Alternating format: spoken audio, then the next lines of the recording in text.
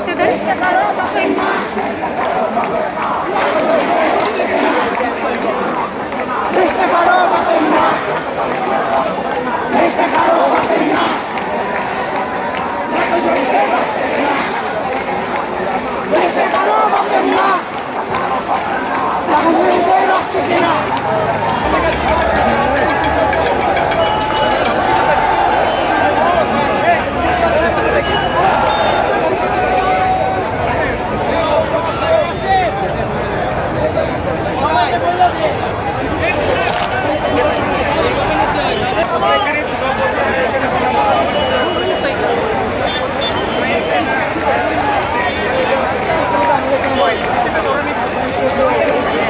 স্বাধীন একটা দেশে মুক্তিযুদ্ধের ৫৩ বছর পরও এসে আমাদেরকে সেই একই দোহাই দিয়ে আমাদেরকে আবারও বৈষম্যের কাতারে নিয়ে যাওয়া হচ্ছে।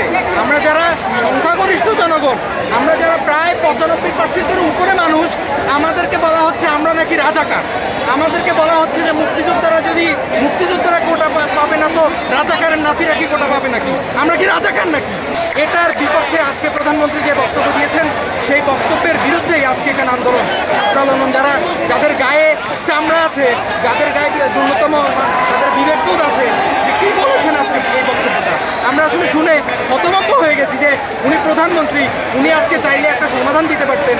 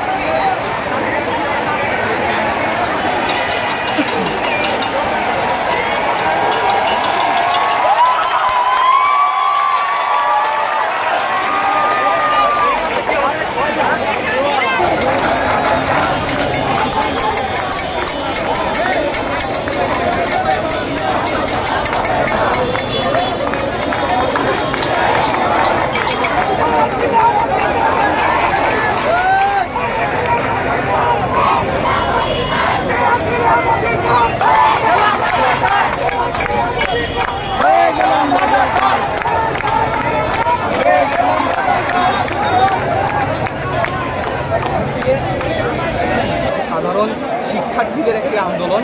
এই আন্দোলনটা মাননীয় প্রধানমন্ত্রী শেখ হাসিনার যে বক্তব্য, যে রাজাকারের সন্তান বলে বাকি মুক্তিযুদ্ধ ব্যতীত অন্য বাংলাদেশের যত সকল নাগরিক আছে তাদেরকে আখ্যায়িত করা, তার বিপরীতে প্রত্যাখ্যানমূলক এই অভ্যুত্থানটা আমাদের ঢাকা বিশ্ববিদ্যালয়ের শিক্ষার্থী সমাজ গড়ে তুলেছে নিজেদের স্বউদ্যোগে।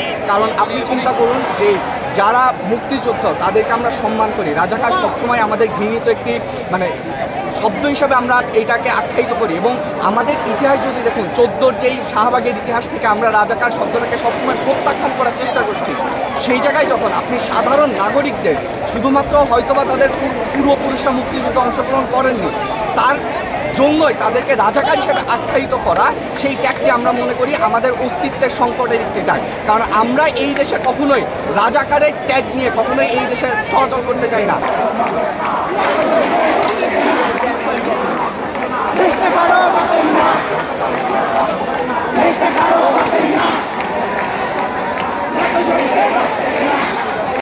সংবাদ, ফিচার ও অনুষ্ঠানের জন্য ভিজিট করুন সংবাদ প্রকাশের ওয়েবসাইট এবং যুক্ত থাকুন ফেসবুক পেজ ও ইউটিউব চ্যানেলের সঙ্গে।